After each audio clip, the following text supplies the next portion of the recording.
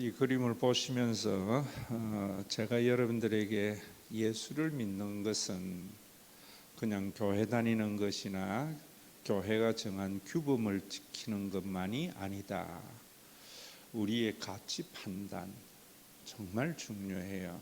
우리 우장로님을 볼 때 내가 어떤 가치를 가지고 장로님을 보느냐에 따라서 많은 것이 달라지죠. 또 어떤 행위에 대해서도 마찬가지입니다. 우리가 어떤 가치를 가지고 행위를 보느냐에 따라서 매우 달라집니다. 교회가 지금 오염되어서 교회마저도 이념으로 가치 판단해요. 똑같은 일이라도 좌파적인 시각을 가지고 있는 사람, 우파적인 시각을 가지고 있는 사람에 따라서 판단이 완전히 다르잖아요. 교회가 그러면 안 되거든요. 교회는 복음적 시각에서 가치 판단을 해야 돼요. 이런 게 별로 많지 않아요. 이것에 대한 문제의식조차도 없어요. 왜냐하면 사회적인 통념이 전부 이념에 의한 가치 판단이니까 그게 맞는 줄 알아요. 그래서 성경을 볼 때에도 그런 인간이 만든 이념의 가치 판단으로 보면은 성경이 그래 보여요. 그래서 항상 성경으로 사회의 통념을 같이 판단하는 것이 목사가 해야 할 일이고 그리스도인이 해야 할 일이에요. 그렇게 같이 판단된 것을 가지고 선택하며 사는 것인데, 그런 것을 예수님은 좁은 길로 가라, 넓은 길은 가치 판단이 사회 모든 사람들이 가지는 그런 가치 판단이다. 그거는 이념이거든요. 그래서 이념은 인간이 만든 사상이고 생각이잖아요. 복음은 하나님이 우리에게 말씀하신 것이거든요. 제가 교회에 대해서도 말할 때에 교리에 의한 믿음을 가지지 마라. 교리는 백신이고 치유제이지 복음이 아니다. 교리는 인간이 만든 사상이에요. 복음은 하나님이 우리에게 만드신 거예요. 그래서 복음을 가지고 교리도 판단해야 되고 우리의 가치 판단도 해야 됩니다. 그런데 이게 그렇게 쉽지를 않아요. 그러나 이제 사상을 가지고도 할 때 우리가 순자나 맹자나 이야기할 때 성선설, 성악설 이런 이야기 하잖아요. 그건 인간이 생각에 따라서 사람을 보니까 사람은 태어나면서부터 악한 것 같고 또 자기 관점에서 선한 것 같은 거예요. 성경은 뭔가? 우리가 이런 것을 알아야 돼요. 성경은 앞에서 말씀드린 대로 가장 기본적인 것은 하나님이라면은 창조주 하나님이다. 조물주라는 말이 오히려 더 성경적인 신관이라고 저는 봐요. 그래서 그동안에 제가 창조주 하나님을 믿어야 하는 이유는 우리를 존재케 한 부모님과 같은 성품이 그분에게 있는 거다. 그거 아셔야 된다. 그리고 우리는 피조물이다. 하나님으로 인하여 존재하게 한 자다. 유한한 자다. 이 관계가 분명해야 돼요. 근데 이 관계를 깨뜨리는 것이 죄라 이 말입니다. 그래서 여기에 그림 요는 요 부분을 여러분들이 아시려면은 성경에서 제일 중요한 게 1장부터 11장까지가 너무너무 중요해요. 창세기 1장부터 11장까지가 복음에 의한 가치 판단을 할 수 있는 가장 원초적인 행위들이 거기에 기록이 되어져 있어요. 그래서 저도 창세기를 쭉 우리 교회에서 강의를 다 했습니다마는 12장 아브라함부터 시작되는 것은 11장까지의 그 원 역사에 의한 그 다음에 인간의 역사가 시작이 되는 거예요. 그래서 창세기 1장부터 11장까지의 그림을 여기에 그려놓은 거예요. 여기 보면은 에덴 동산이 있지요. 아담과 하와가 있습니다. 그리고 에덴 동산에서 인간이 쫓겨나잖아요. 어디로? 들판으로. 그래서 이때부터 이제 아담의 아벨과 가인, 그 다음에 인간이 쫙 널쳐져요. 그리고 난 뒤 6장에 오면은 하나님의 6장에서 이제 여기에 우주, 그 다음에 하늘에 속한 자와 땅에 속한 자의 일이 있어요.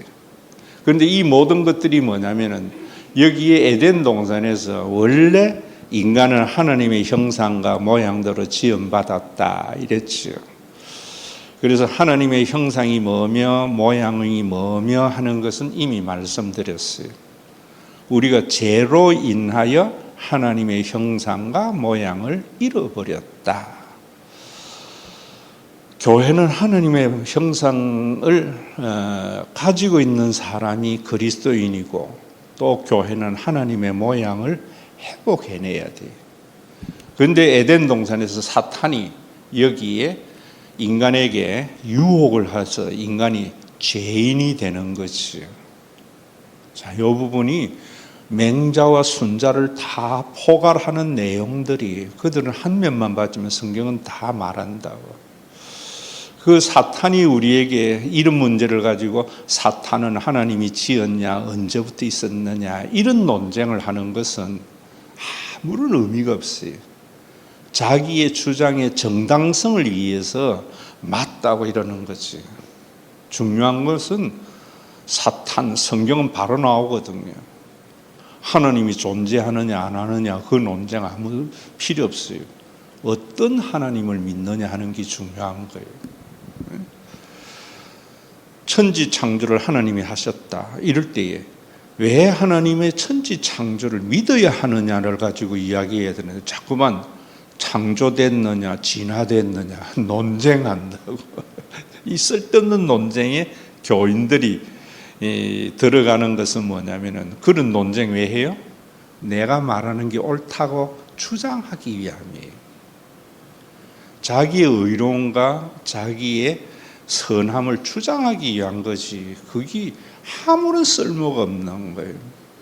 그래서 사탄이 한 일이 뭐냐, 하나님과 달리 인간을 유혹했는데, 사탄이라는 말 자체가 뭐냐면 하나님의 대적자라는 말이에요. 하나님의 대적자. 그 사탄이 유혹한 게 뭐냐면 말씀드린 대로 선악과를 따먹으면은 네 눈이 밝아져 하나님같이 선악을 알게 될 거다. 이게 죄의 시작이고 사탄이 우리에게 유혹한 거예요. 이런 걸 가지고 신천지나 베레아나 수많은 이단들이나 사이비들은, 사탄은 우리의 운명을 장난치는 존재, 사탄은 우리에게 병들게 하고 우리의 운명을 가지고 장난치는 존재, 이건 인간이 만든 사탄이에요. 성경에서 말하는 사탄은 하나님의 대적자로서 어떻게 대적하는가? 피조물인 인간에게 하나님같이 되어서 선악을 알게 되어라. 굉장히 먹음직하고 보암직한, 우리가 하나님같이 되는 게 얼마나 좋아요. 그 유혹이 우리 속에 있다 이 말입니다. 그래서 왜 우리가 하나님같이 되어지게 되면 어떻게 되는가 하면은, 하나님과의 관계가 파탄이 일어나고 인간과의 관계가 파탄이 일어나요.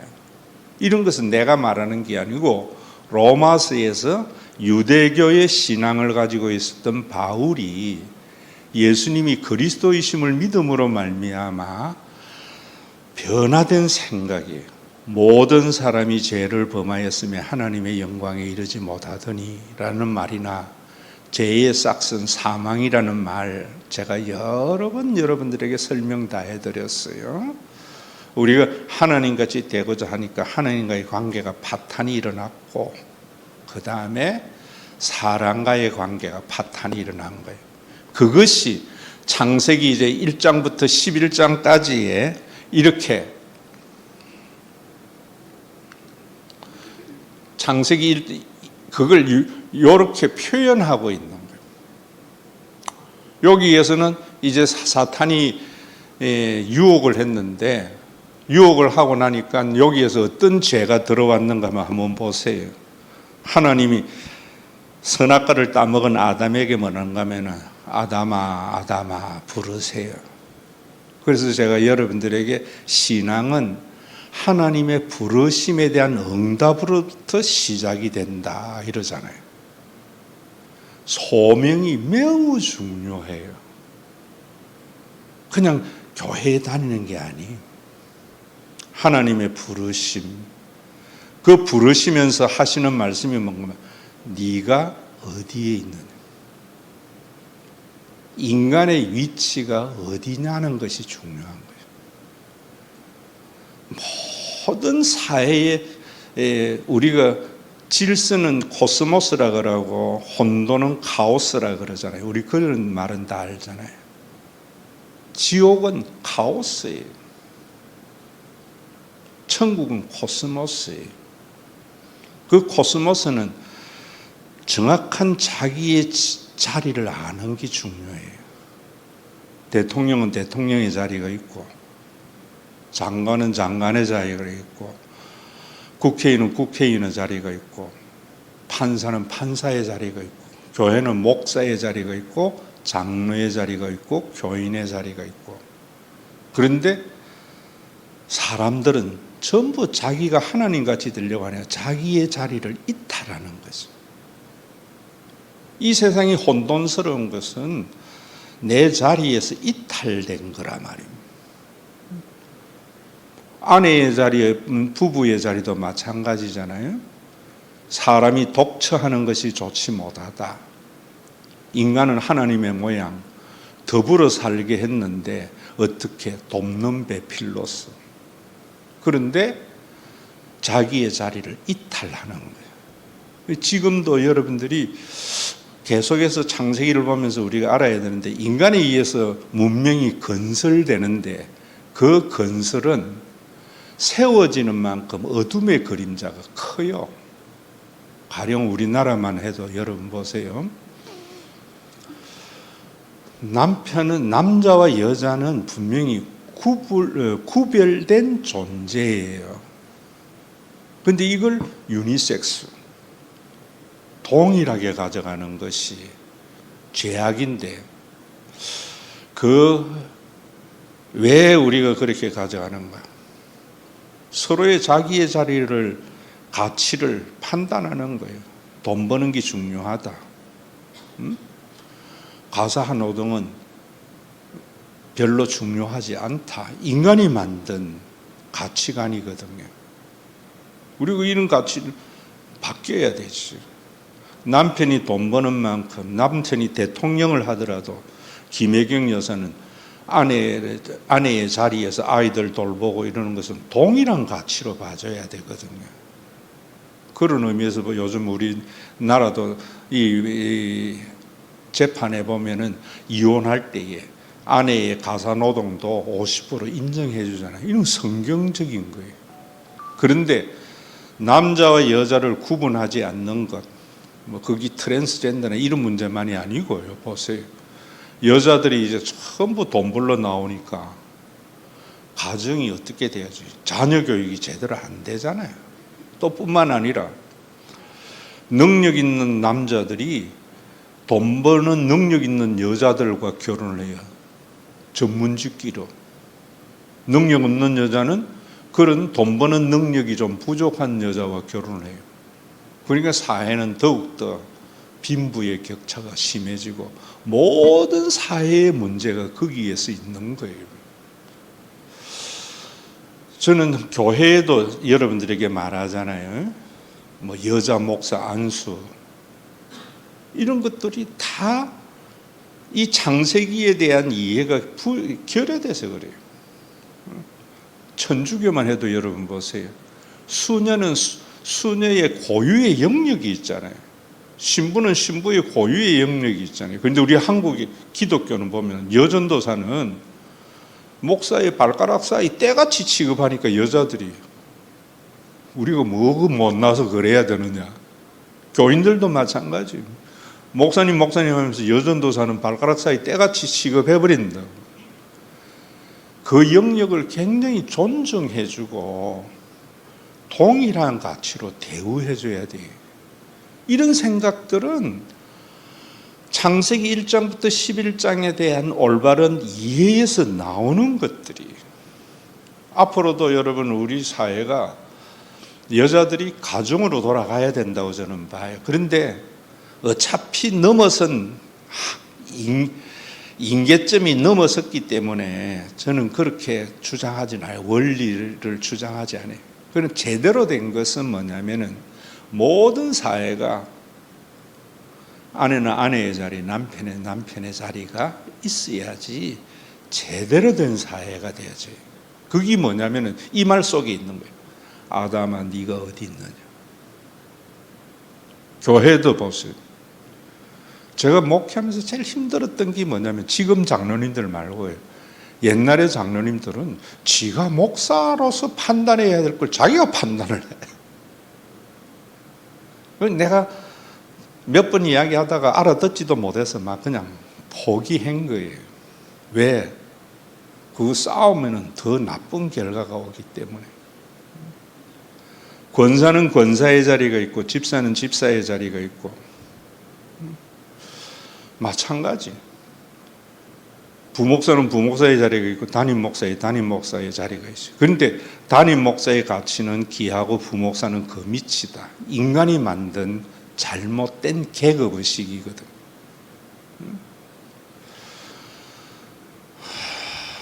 여러분 참 할 말 참 많은데 창세기 1장부터 11장을 여러분들이 요 한마디에서 봐요. 아담아 네가 어디 있느냐. 서울의 모교회 목사 1년 연봉이 4억에다가 특활비를 16억 써요. 말이나 돼요. 나 하루에 10만 원 쓰기도 버겁던데 어디에 쓰는지 모르겠어요. 그도. 근데 부목사들은 얼마 주는가? 저는 원칙적으로 똑같이 줘야 된다고 생각해요. 물론 활동의 범위가 좀 넓고 또 뭐 좀 이렇게 해야 할 일들이 많기 때문에 담임 목사에게 더 좀 그래야 해주는 부분들은 있지만은 여러분 창세기 1장부터 11장까지의 아담아 네가 어디 있느냐 이 말 속에 하나님은 인간이 하나님같이 되고자 해서 모든 질서가 파괴된 것에 대한 하나님의 질문이에요. 질문이에요. 맨날 가정에도 그렇잖아요. 아내의 영역이 있는데 남편은 집에 와서 당신 하루 종일 집에서 뭐 했어? 자기 자리를 벗어나는 거든. 아내는 남편에게 철수 아버지는 돈도 잘 버는 당신은 뭐 했어? 영역에서 벗어나는 것들이거든. 다 상대방에 대한 하나님 행세하는 거란 말이에요. 창세기 1장에서부터 저는 여러분들에게 우리 교회의 장로님들이나 지사님들에게 제가 왜 장로가 그래, 왜 집사가 그래 안 하잖아요. 영역에서 벗어나는 거거든요. 나는 내가 할 일을 하면 되는 거예요. 목사는 설교해야 되고 그 다음에 적절한 인사를 잘 하고 그러는 것이 하는 것이 장로의 영역을 내가 침범할. 그런데 종종 장로들은 목사의 영역에 침범해 오기도 하고 잃어버리니까 혼돈이 일어나는 거예요. 우리 교회가 조용한 것은 창세기 1장부터 11장까지를 아는 내가 영역에 침범해도 그냥 있는 거지. 그럴 때 아담이 뭐라 그래요? 내가 벌거벗어서 숨었나이다 하면서 그러면서 하나님이 아담에게 질문하는 것이 뭐예요? 누가 너를 알게 했느냐? 책임 추궁이죠. 그러니까 아담이 하는 소리가 뭐래요? 하나님이 나에게 주셔서 나는 전혀 이 하와를 가질 마음이 없어서 함께 할 마음이 없는데 하나님이 나에게 주셨다는 거지. 부부 싸움할 때도 그러잖아요. 네가 먼저 옆구리 쿡쿡 찔렀지. 전부 그 싸움이거든요. 하나님이 나에게 주셔서 나와 함께한 그 여사, 둘이 하나가 되었던 한 몸이 분리된 것이 뭐 때문에? 하나님같이 되었기 때문에. 교회도 다 마찬가지입니다. 책임 추궁을 책임 전가하는 거지. 그러니까 하와는 또 뭐라 그래요? 사탄이 나에게 주어서. 해결하는 것은, 구원이라는 것은 책임 전가가 아니어서 나로부터 잘못된 것에 자기 자리로 들어가는 거다. 저는 그래 봐요. 이 관점에서 여러분들이 저를 보면은 제가 하는 목회나 저의 행동에서 정말 다른 목사님들하고 다른 부분을 볼 거예요. 그런데 이런 것이 별로 안 많으니까 그냥 교인들 억압해서 뭔가 큰 걸 이루는 것이 선한 거인 줄 아는데 그렇지 않아요. 제가 우리 교회 교인들에게도 요구도 안 하지만은 제가 우리 교회에 뭐 어떻게 하다 저렇게 내 마음속에는 있지만 뭐 안 하잖아요. 그러면 어떻게 되는가? 여러분들을 억압하게 되는 거지. 그래서 제가 여러분들에게 주일 성수나 11조나 이런 것에 대해서도 뭐라는가 하면 자원하고 기쁜 마음으로 라고 말을 할 때에 내 능력에 맞는 만큼. 우리 교회에도 뭐 수입이 좋은데도 11조 제대로 안 하는 사람이 있어요. 그런 사람을 볼 때에도 나는 그 사람은 믿음이 부족하기 때문에 못한다. 판단하지 않아요. 근데 하나님도 나를 판단하는데 교인들 중에 가끔 그런 사람이 있어요. 목사님이 그래 목회하니까 교인들이 버릇이 나쁘대. 그렇게 복음적으로 목회하니까 얼마나 편안하고 좋은 건데도 책임을 모르는 건 목사님에게 돌리는 소리 할 때마다 억울했지만은 또 무슨 말해봐야 못 알아들으니까 그냥 입국하고 사는 거예요. 창세기 1장부터 11장까지에 있는 이러한 하느님과의 대화를 알지 못하면은 제대로 된 구원이 나타나지 않아요. 그래서 에덴에서 이제 쫓겨나잖아요. 쫓겨나면서 그 다음에 여기 오면 이제 가인과 아벨에게도 마찬가지잖아요. 거기에서 정말 중요한 것은 이제 에덴에서 쫓겨난 인간에게 중요한 것은 제사, 예배거든요. 제사와 예배는 하나님과의 관계를 회복하는 거예요. 하나님과의 관계를 회복하는 것은 뭐냐면은 가인은 농사를 짓는 자이고 아벨은 목축을 하는 자예요. 그럴 때에 우리는 뭐라는가 하면 아벨같이 이른다고. 아담에게 가인이 훨씬 더 이제 우리가 어느 손가락 깨물어도 아프지 않다고 하는데 죄인된 인간에게는 아픈 손가락이 있는 거예요. 가인이 훨씬 능력이 뛰어났기 때문에 당대의 주 산업인 농사를 짓게 한 거예요. 왜? 홍수 이전까지는 사람이 고기를 안 먹었어요. 먹고 사는 일, 농사 짓는 게 더 중요하고 목축업은 왜 했는가? 옷을 지어 입기 위하여. 무화과 나무 잎으로 가리고 있다가 하나님이 뭐 하겠어요? 가죽옷을 지어 입게 한 거거든요. 그런 것도 너무 구속사적인 입장에서 예수님의 십자가를 막 대입하는 것은 저는 문제가 좀 있다고 봐요. 그래서 아벨은 오늘날로 치면은 여러분 가인은 삼성 다녔으면은 아벨은 중소기업 다닌 거예요. 그런데 제사를 지낼 때 하나님이 아벨의 제사를 받으시고 가인의 제사를 안 받았어요. 그 이유를 아셔야 된다. 아벨에게는 이 모든 것이 하나님의 은혜라는 고백이 있었고 가인에게는 없었어요. 그건 뭐냐면은 나중에 여러분들이 재물에 대해서라고 말하는 민하라는 말, 그냥 아벨은 감사의 마음이 없이 드린 거예요. 아벨은 양의 첫 새끼, 거기에 하나님의 은혜에 대한 마음이 실린 거예요. 그래서 저는 우리 교회에 이런 것들을 알게 되면 이런 목회가 나온다는 것도 아셔야 돼야죠. 우리 진짜 두 목사님이 이 강의를 잘 들어서 창세기 1장부터 11장에 합당한 목회를 해야 돼요. 그 합당한 목회는 뭐냐면 있잖아요.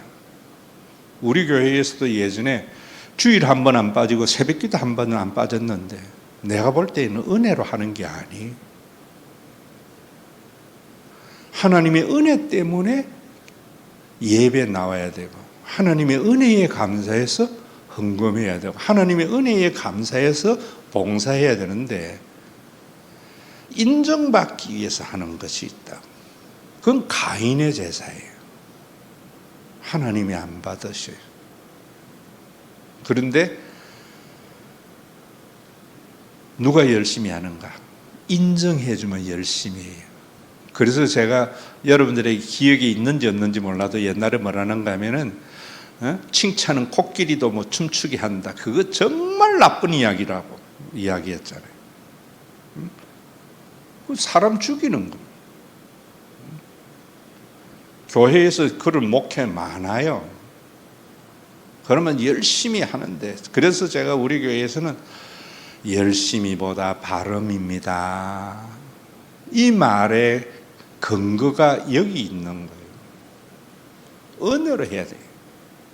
그걸 제가 가인의 제사와 아벨의 제사 때 말씀을 드렸던 거예요. 그 아벨은 은혜로 했는데 죽었잖아요. 가인은 아벨을 죽였어요.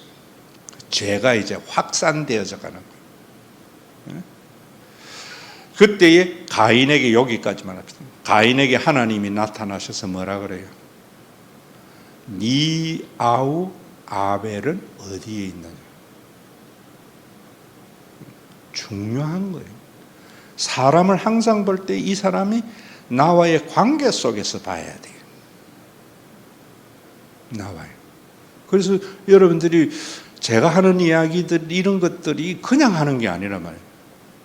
저는 지금 우리 교회에 다니는 어떤 교인도 나를 욕하고 아무것도 안 해도 그 사람이 귀한 거예요. 그런데 교인들 중에는 보면 나간 교인을 자꾸 무슨 이야기하는 사람은, 그건 아벨과 가인의 상황을 몰라서 그래요.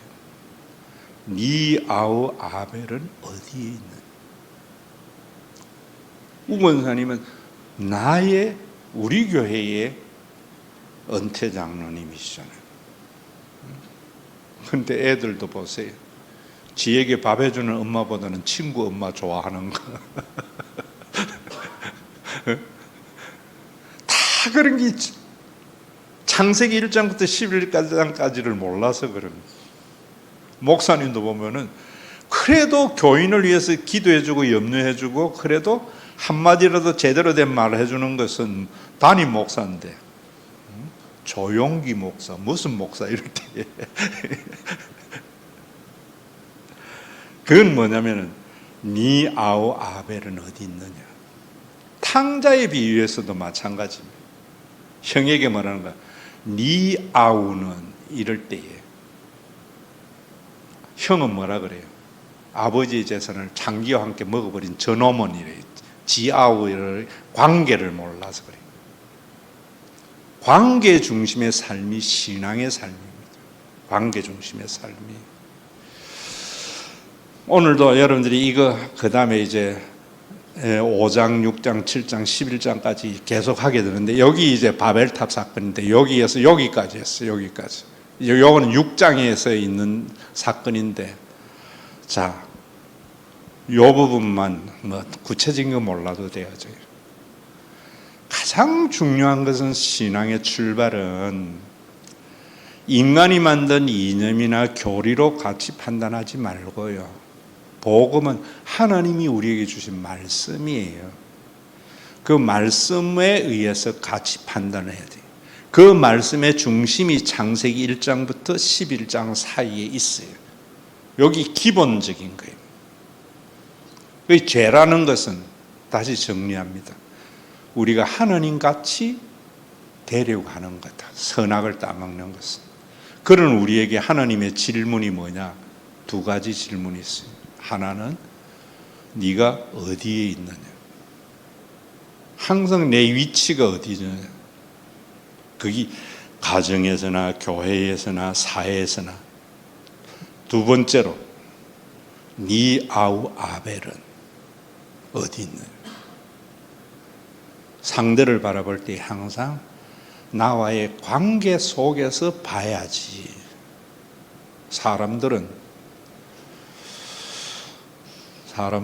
죄인들은 사람이 아니고 누구하고 원수됩니까? 모르는 사람하고 원수돼요? 아는 사람하고 원수돼요? 아는 사람하고 원수돼요. 모르는 사람하고 원수 안 돼. 교회에서도 보니까 알기 때문에 싸워요. 교회에서 안 친한 사람하고 싸우는 법 봤어요? 자주 안 만나는 사람하고? 우리가 자주 알고 아는 사람은 뭐 해야 되는가? 이분이 누구냐? 내 아우구나. 우리 권사님이구나. 우리 장로님이구나. 이래 안 보고 맨날 친구 엄마 좋아하고 다. 그래서 세상이 코스모스가 되지 못하고 카오스가 되는 거예요. 요 그림 정말 중요합니다. 창세기 1장부터 11장까지 집에서 들은 강의의 내용을 가지고 한 번 더 묵상해 보시기를 바랍니다.